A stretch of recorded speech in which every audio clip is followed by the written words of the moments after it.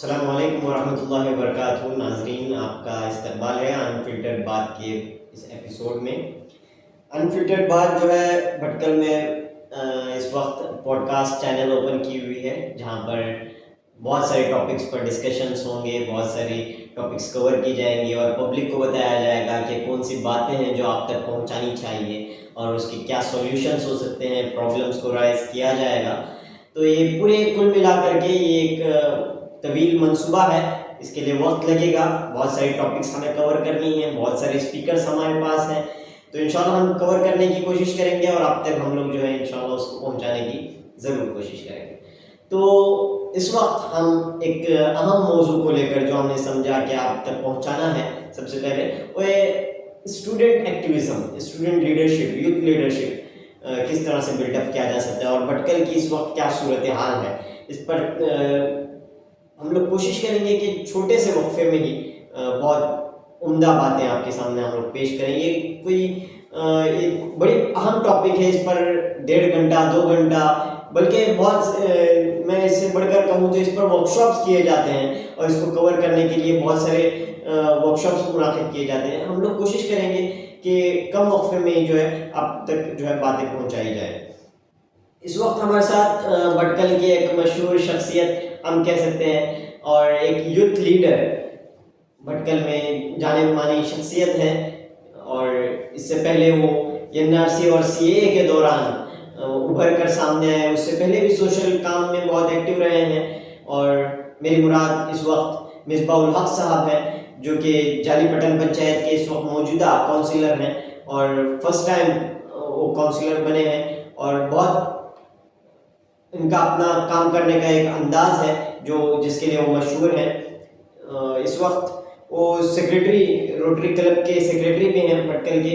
और इससे पहले मैं आपको बताता चलूँ कि हमने इससे पहले एक ऑनलाइन पैनल डिस्कशन भी किया था, why student activism is so important, इस मौजू पर, और इस पर बहुत उम्दा तरीके से मिसबा साहब ने अपनी बात रखी थी और उसको पेश करने की उन्होंने कोशिश किया था। मैं कोशिश करूंगा कि इस वक्त भी वो जो है मुख्तलिफ दूसरे सवालात जो हमारे पास हैं उस पर अपने रोशनी डालेंगे और अपनी मुफीद आरा से पब्लिक को जो है ऑडियंस को, हमारे ऑडियंस को मुस्तफीद करेंगे।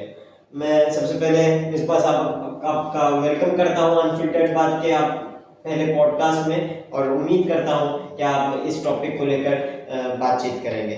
मैं पहले सबसे पहले आपसे ये जानना चाहूँगा मिसबा साहब कि क्या है स्टूडेंट एक्टिविज्म और किस तरह से भटकल में इसको किस तरह से बढ़ावा दिया जा सकता है, इस पर थोड़ी सी रोशनी डालेंगे, उसके बाद हम लोग आगे बढ़ेंगे। आपका पहला सवाल, स्टूडेंट एक्टिविज्म की क्या ज़रूरत है। देखिए, हम पीछे जाएं, हिंदुस्तान की हिस्ट्री में भी हम जाते हैं। हिंदुस्तान का सबसे बड़ा जो मूवमेंट रहा है आज तक का, वो इंडिपेंडेंस मूवमेंट रहा है। इंडिया की इंडिपेंडेंस मूवमेंट में भी जो स्टूडेंट्स का जो हिस्सेदारी रही है वो सबसे बढ़कर है, और यूथ की जो लीडरशिप है आज उसी की बदौलत हम ये आज़ाद मुल्क देख पा रहे हैं। जो लिबरेशन ऑफ इंडिया, जो इंडिपेंडेंस मूवमेंट था, उसके लिए बहुत से स्टूडेंट्स ने, बहुत से यूथ लीडर्स ने अपनी जानें गंवाई हैं और अपनी जानों को जो है इस देश के लिए कुर्बान किया है। बहुत सारी कुर्बानियाँ हुई हैं। शहीद भगत सिंह वो भी एक यूथ लीडर थे। ऐसे बहुत सारे एग्जाम्पल्स हैं हमारे पास। हम पढ़ते हैं हिस्ट्री में, हम सुनते हैं और हमें देखते भी हैं। आज के इस माहौल में बहुत सारे हिस्टोरिकल फैक्ट्स को डाइवर्ट किया जा रहा है, मैनिपुलेट किया जा रहा है, लेकिन हिस्ट्री कभी बदल नहीं सकती।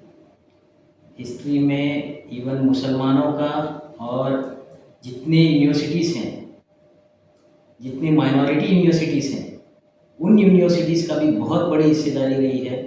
और बहुत सारे उलमा, बहुत सारे जामिया के तालिब इल्म जो यूपी, बिहार वगैरह से बहुत सारे लोगों ने अपनी जानें इस एक्टिविज़्म क्या है? लोगों में एक्टिविज़्म जो है ना, नौजवानों में हिम्मत पैदा करती है गलत के खिलाफ आवाज़ उठाने। कुछ नाइंसाफ़ी हो रही है, गलत हो रहा है, कुछ क्राइम हुआ है, कुछ सोशल एनवायरमेंटल कोई भी इश्यूज़ हैं, सोशल पॉलिटिकल, जहाँ पे भी गलत हो रहा है, उस गलत के खिलाफ आप आवाज़ उठाते हैं या अपनी आवाज़ को बुलंद करते हैं या आवाज़ को बुलंद करने के लिए एक आवाज़ बन के ठहरने के लिए आप लोगों को संगठित करते हैं, इकट्ठा करते हैं, एक प्लेटफॉर्म पे लेके आते हैं, वही एक्टिविज़्म है।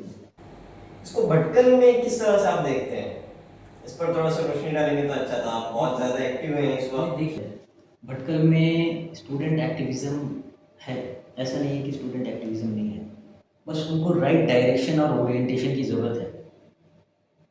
मैं क्यों बोल रहा हूँ, ये आज की जो सोशल मीडिया दौर में हम देख रहे हैं कि लोग यूथ जो है, जो सोशल मीडिया की ताकत है उसको सही से यूटिलाइज और चैनलाइज नहीं कर पा रहे। उन पे बस थोड़ी सी मेहनत करने की ज़रूरत है।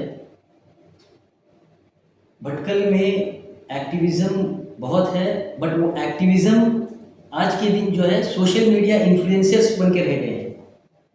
उनको अपना रोल एज ए एक्टिविस्ट कैसे साबित करना है वो पता नहीं चल पा रहा।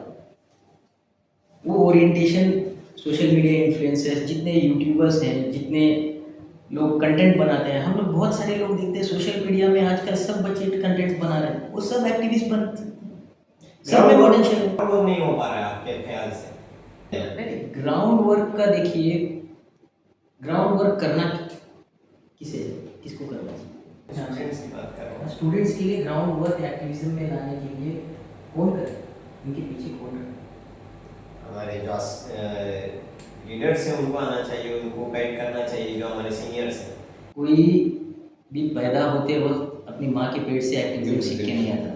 लीडरशिप जो है किसी से पैदाइशी नहीं होती, leaders are made not born. Schools में जितनी एजुकेशनल इंस्टीट्यूशंस हैं वहाँ पे आप स्टूडेंट एक्टिविज्म को अगर आप उभरना चाहते हैं, स्टूडेंट्स को आप स्ट्रीम में जो social, political, environmental, socio economic किसी भी पॉलिसीज़ पे आप स्टूडेंट्स की एक्टिविज्म को निखारना, उनको उभरना चाहते हैं, तो स्कूल्स जो है अपनी जिम्मे वहाँ से स्कूलिंग लेवल से स्टार्ट करना है। At I believe from age of teenage 13 to 30 is the right age to become an activist or to inculcate that thing into an activist। तो क्या ये हो रहा है?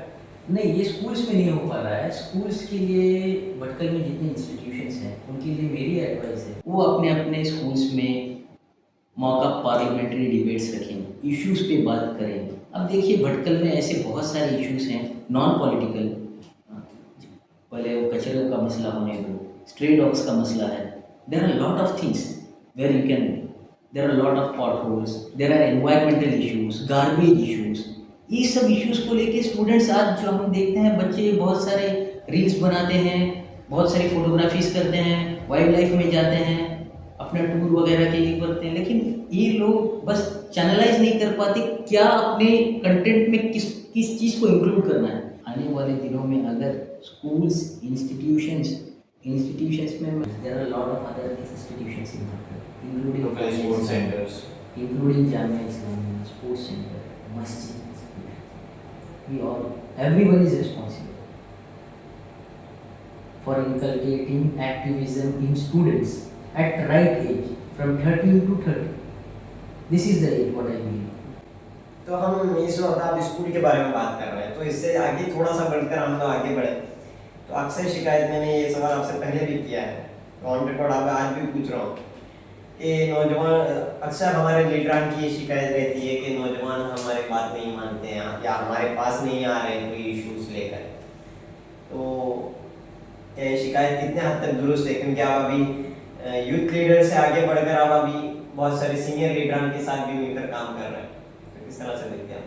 शिकायत एडमिनिस्ट्रेशन के पास होती है और एडमिनिस्ट्रेशन काम नहीं करता है तब लीडर्स उस चीज़ को इशू बनाता है। शिकायत लीडर्स के पास डायरेक्ट नहीं होती। भटकल का माहौल ऐसा हो गया है, सब लोग स्पून फीडिंग चाहते हैं। person doesn't know to write a simple letter, if उसके घर में पानी नहीं आ रहा है या उसके घर की स्ट्रीट लाइट का मसला है, then he will straight away try to reach the leader. मैं सवाल मेरा ये था कि लीडरान की शिकायत ये है कि नौजवान हमारी बात नहीं मान रहे। नौजवान वही पे आ रहा हूँ। देखिए, नौजवान बात इसलिए नहीं मान रहे हैं क्योंकि उनको राइट एज से जो है ये चीज़ों के बारे में, जो अभी सोशल मीडिया के दौर में नौजवानों का जो ये है, most of the time social media या जेन जी जो हम बोलते हैं, वी कम फ्रॉम मिलेनियल्स। अब जेन जी का ज़माना है, यस, जेन जी, राइट, जेन जी, यस। सो ये लोगों का क्या है, दे आर कंप्लेनर्स, सिर्फ कंप्लेन करते रहते, सॉल्यूशन ओरिएंटेड नहीं जाएंगे। तो सॉल्यूशन जो है ना वो सीनियर्स के पास रहता है, आते इसलिए नहीं है क्योंकि वो अपना वक्त देना नहीं चाहते कोई भी सोशल इश्यूज़ को लेके। बस मैं यही समझता हूँ। जी मिसबा साहब, आपने पहले कहीं एक बार कहा था, आपका स्टेटमेंट है मेरे पास, आपने कहा था कि कभी हमारे लीडरान ने हमें किसी एडमिनिस्ट्रेशन के पास बात करने के लिए नहीं सिखाया, कभी डील करने उन सिचुएशन को डील करने के लिए बारे में नहीं सिखाया, लेकिन आप थोड़ा सा बदलते नजर आ रहे हैं। नहीं, आप नौजवानों पर आप शिकायत दर्ज कर रहे हैं कि नौजवान आगे नहीं आ रहे। आगे बिल्कुल नहीं आ रहे हैं। सोशल इश्यूज़ को लेके जो है ना उनकी डिपेंडेंसी सिर्फ लीडर्स पे ही हो गई है, एडमिनिस्ट्रेशन पे नहीं है। एडमिनिस्ट्रेशन के पास क्वेश्चन नहीं करता है। Administrations are paid, they have, it is their job, they have to do it, they are paid for that. A DC has to execute, a police officer has to provide proper law and order, a panchayat CEO, तो जिनसे questions होना है उनसे questions नहीं हो पा रहे हैं और नौजवान लीडर्स के पास क्वेश्चन करते हैं। और हम जब उनको चैनलाइज करने की कोशिश करते हैं नौजवानों को कि आप उनसे राइटली क्वेश्चन कीजिए later, so we feel that even today's Gen Z is not even interested in writing up a letter or sending an email. Recently, we came across one of our youth leader from Bhatkal. He just posted an issue on X, on Twitter, and tagged the right people. Instantly, the solution was taken, and the preliminary solution was being provided. You have come across. तो ये मिसबा साहब, अभी अगर नौजवान आगे बढ़ने की भी कोशिश करेंगे, कोई इश्यूज को लेकर एड्रेस करने की कोशिश करेंगे, तो सीनियर लीडर तो है ना, इसके लिए गाइड कर सकते हैं। क्या प्रॉब्लम? आपका मैं सवाल का बराबर राइट आंसर देता हूँ। देखिए, earlier we have seen lot of crisis happen in the town, जी, whether it be in any communal issue और any administration failure issue, there was lot of crisis. During the time of crisis management के दौरान एक नौजवान जो कि इस देश की और उम्मत की हर कम्युनिटी की ताकत रहती है, लेकिन नौजवानों को किस तरह से क्राइसिस को हैंडल करना है, किस तरह से क्राइसिस इशू इसमें सॉल्यूशन को ढूंढना है, सॉल्यूशन ओरिएंटेड जाना है और राइटली डील कैसे करना है, ये हम लोगों ने हमारे लीडर्स ने नौजवानों को पास ऑन नहीं किया। Because I feel back in the time, हम थोड़ा पीछे जाएंगे, during the time of Paresh Mehta's murder, there were lot of crises happening in around Sharavati belt, and people were so helpless, the youths of that region were so helpless. अगर वो crisis management में train रहते, अगर वो youth उस दौर पे जो है क्राइसिस के सिचुएशन में लॉ एंड ऑर्डर के साथ में डील करने के लिए और बात करने के लिए वो लोग ट्रेन रहते या उन्हें पता रहता, वो जो सीनियर्स की जो लेगेसी है उनकी पास ऑन होके रहती नौजवानों तक, then the situation would have been different, the climax would have been different. तो मिसबा साहब, हम आपसे जानना चाहेंगे कि लेफ्ट विंग और राइट विंग एक्टिविज्म को आप किस नज़रिए से देखते हैं और क्या डिफरेंसेस होने चाहिए? और they are radicalized to love their religion, caste, ethnicity over others, and they are made to think superior, inferior in this caste-based system and in their ethnicity, their cultures. They are radicalized. and left wing, they work for social reforms, equality. That's the difference. And today, what activists face, activist के लिए लोग के लिए भी ना opposition, उन्हें हम nationalist कह सकते हैं. They are so called nationalist, anti Semites. Nationalist जो है वो नेशनलिज्म को हाइपर नेशनलिज्म की तरह प्रोजेक्ट करके, सो हम ही सही हैं, आप गलत हैं, आपको देश से प्रेम नहीं है, आपको इंडिया से मोहब्बत नहीं है. तो किसी की मोहब्बत का और किसी की नफ़रत का तकाज़ा क्या है, वो सामने वाला यूँ ही जज नहीं कर सकता. किसी के दिल में किसी के लिए क्या है, वो उसी के दिल में रहता है, उसी को पता है. सो आज के दिन जिस तरह से ये हाइपर नेशनलिज्म का जो डोजेज दिया जा रहा है जी, और नेशनल और एंटी नेशनल की जितनी बातें हो रही है, ये भी ख़तरनाक है. जो हाइपर नेशनलिस्ट हैं और जो एंटी समाइट्स हैं, इनको भी सही तरह से जवाब देने के लिए किस तरह से जवाब देना है, क्योंकि ये एक पूरी ट्रोल मशीनरी है, पूरी सोशल मीडिया. बस अब मैं आपको थोड़ा सा यहाँ पे ये करना चाहूँगा कि जवाब देने के लिए हमें अपनी मोहब्बत जताना ज़रूरी है या उसको जवाब देने का कोई अगला अंदाज हो सकता है? जवाब, अब देखिए, जवाब वही दे सकता है जिसको फैक्ट्स पता हो. अब हम देखते आ रहे हैं कि बहुत सारे ऐसे डोसेजेस दिए जा रहे हैं, झूठ के पाठ पढ़ाए जा रहे हैं, हिस्ट्री को मॉडिफाई किया जा रहा है, मैनिपुलेट किया जा रहा है. तो हिस्ट्री को जो मैनिपुलेट करते हैं, सही बताने के लिए सबसे पहले हमें एजुकेट करना है उसको. जब यूथ एजुकेट होंगे तो ऑटोमेटिकली जो है जवाब देने की भी ज़रूरत नहीं, because he knows what the right thing is. गलत हिस्ट्री स्प्रेड होने से रोकने के लिए या क्या सही है बताने के लिए बात भी करना पड़ता है, उसको अपोज भी करना पड़ता है. क्या फैक्ट है उसको प्रेजेंट करना है. कौन करेंगे? नौजवानों को करना है, नौजवानों को पढ़ना पड़ेगा. बस सोशल मीडिया और व्हाट्सएप यूनिवर्सिटी के जो ग्रेजुएट्स बने बैठे हैं आज के लिए, बुक्स पढ़िए, बुक्स में. लेकिन हमें अपनी क्या मोहब्बत जताने के लिए हर बार भी देख लिया, हम लोग पहलगाम अटैक हो गए इतना बड़ा, तो उसके दौरान बहुत सारे लोग जो है हर बार हमें बताना पड़ता है कि हम मुसलमान हैं, हमें आखिर मुसलमान हैं, और किसी मुल्क को बताकर कि मुसलमानों के अगेंस्ट है या किसी के अगेंस्ट है, ये बताकर ही हमें अपनी देश की मोहब्बत जतानी पड़ती है. क्या इसका अगला भी कोई रुख हो सकता है, कोई अगला स्टेप हो सकता है? क्योंकि हर बार हम ही जताते हैं कि हमें इस देश से मोहब्बत है, तब जाकर पता चलता है कि हाँ, ये लोग मुसलमान हैं और ये लोग सही बात कर रहे हैं. आजकल हम देख रहे हैं बहुत सारे ऐसे issues, mob lynchings, mob instigations, where आपको सेग्रीगेट किया जाता है और आपको जो है आपकी इस देश से मोहब्बत करने के लिए वही पूछ रहा हूँ पड़ता है. जे सर वगैरह के नारे लगाने के लिए कहा जाता है और जय जयकार करने के नारे लगाने के लिए कहा जाता है. हमें कोई प्रॉब्लम नहीं है किसी भी नारों से. अगर किसी भी नारों से इस देश की मोहब्बत को साबित करने के सर्टिफिकेट देने के लिए उनको किसने राइट दिया, तो ये हमें क्वेश्चन है. तो ये जो सर्टिफिकेट बांटने के लिए बैठे हैं, उनके पास हमें प्रूव करने की ज़रूरत नहीं है. उन लोगों के पास एक ही सवाल करना है, you don't have any right to question my integrity and my love towards the nation. और उनके सर्टिफिकेट की ज़रूरत भी नहीं है. उनको क्या ज़रूरत है उनकी सर्टिफिकेट की? किसी की मुझे आके कल को कोई क्वेश्चन करेगा और जे सारे कुछ ना है स्थिति, वो क्या है आज के लिए. ऐसे ही चीज़ों से उनकी पॉलिटिक्स उभरती है. ये सब पॉलिटिकल है.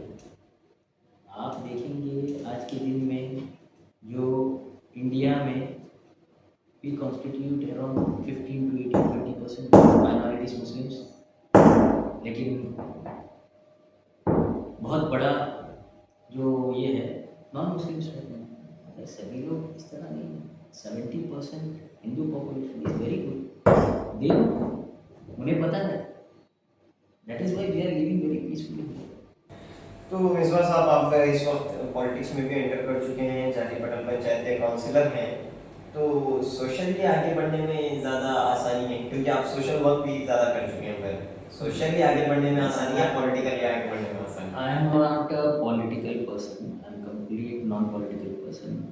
मैं किसी भी पॉलिटिकल पार्टी से वाबस्ता मेरा ना आज तक मैंने किसी पॉलिटिकल पार्टी में ज्वाइन किया है, ना ही कभी किसी पॉलिटिकल पार्टी के फंक्शन में मैं गया हूँ। It's not at all concerning me, so I am just into service.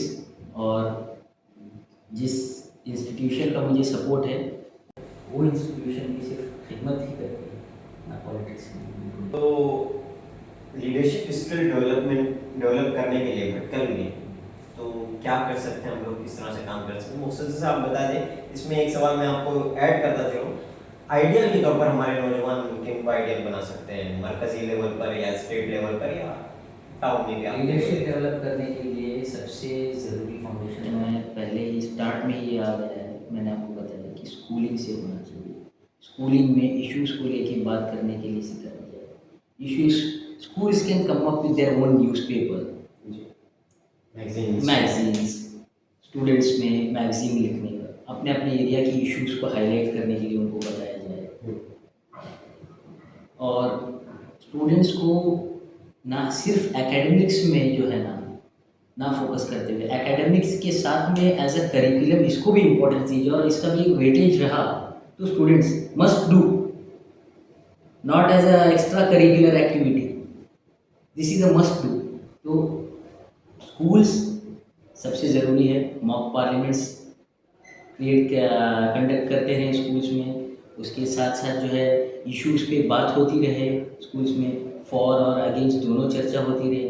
अब देखिए इस तरह का एक एनवायरनमेंट, एक माहौल बनाते हैं हम at an young age, teenage में, देन उनको इश्यूज़ को किस तरह से हैंडल करना है वो चीज़ उनमें इनकलकेट होती है, पैदा करनी है, लोगों में पैदा करनी है, स्टूडेंट्स में पैदा करनी है। और ये पैदा करने की जो चीज़ें हैं ये स्कूलिंग से ही होती हैं। There are lot of thing. और आइडियल आपने कहा, आइडियल आज के दिन नौजवानों को हमारे नबी को लेना है, क्योंकि उनकी लीडरशिप में जिस तरह से इस्लाम का है वही है उनका ideal. There is no other ideal than पैगंबर मोहम्मद सल्लल्लाहु अलैहि वसल्लम। He is ideal for every youth, every youth. I am not only telling Muslims और Hindus, every youth should take him as an ideal, irrespective of caste and creed, because the way of life, what he has taught us, जो चीज़ें उन्होंने सिखाई हैं वही रास्ते पे हम चलेंगे तो कामयाबी है। तो मिसबा साहब पूरे सवालात का जो इत्मीनान बख्श जवाब दे चुके हैं, हम अख्तिताम की तरफ पहुंच रहे हैं। कुछ रैपिड फायर सवालात भी मैं आपसे पूछना चाहूँगा। ये स्टूडेंट एक्टिविज्म रिलेटेड भी है और कुछ पॉलिटिकल रिलेटेड भी है, उम्मीद करते हैं कि आप इसका जवाब देंगे। उमर खालिद और Kanhaiya Kumar? Create and third option, I will go with both. Jignesh Mevani और Hardik Patel? Obviously Jignesh Mevani. Social leader और political leader? Social. Sunil Naik, Govinda Naik? I don't believe in both of the ideals. I will not choose any. चाय और कॉफी? Obviously coffee. मंकड़ विद्या, JD Naik? ये भी आप थोड़ा सा। I still don't believe in their ideology. So you better keep an third option. आप ही रख दीजिए किसी तीसरे को। Must be any political leader who come into service and who is elected, he must be 100% non-corrupt. Yeah. That's the thing. He must be 100% non-corrupt. Those who can function without corruption, I go with. Congress और JDS? JDS has openly aligned with BJP, whose ideology is completely against our ideals and my ideology. So I believe in empowerment of every community equally. even Congress is not doing that. A third independent, empowerment, political establishment must come. Senior leader और young leadership, senior leadership और young leadership. Educated young leadership. मेरे पास आखिरी एक rapid fire के लिए आखिरी सवाल है, लेकिन सेकंड ऑप्शन मुझे इसके लिए नहीं मिला। आप लगा सके तो लगा लें, या वरना एक ही पर इत्तेफाक कर लें। इनायतुल्लाह शाबंदरी और question mark. For what? For social work or for political work? Inayatullah Shabandari is an 100% non-correct. Oh, Socially. तो आप इसी में Non-political. non-political। I call him non-political. I really call him non-political because I am 36 now and I have once seen him doing some very small politics. I won't say that. किस तरफ इशारा कर रहे हैं आप? 2013 या उसके बाद? If he was political and if he had that better politics within him, he would have been minister today by now. He is a very simple, kind, and down to earth social leader, I call him. He has been into political parties, still he is into political parties, but he doesn't do any politics. A person like him ठीक है मिसबा साहब, आपने हमारे लिए वक्त दिया और काफ़ी अच्छी बातें एक्टिविज्म के सिलसिले में और बहुत मुफीद बातें हमारे सामने रखी। हम उम्मीद करते हैं कि इंशाल्लाह आगे भी आप हमारा सपोर्ट करते रहेंगे। जैसे ये कोई आखिरी बार नहीं है कि हम आपको पॉडकास्ट के लिए बुला रहे हैं, पहले और आखिरी बार नहीं।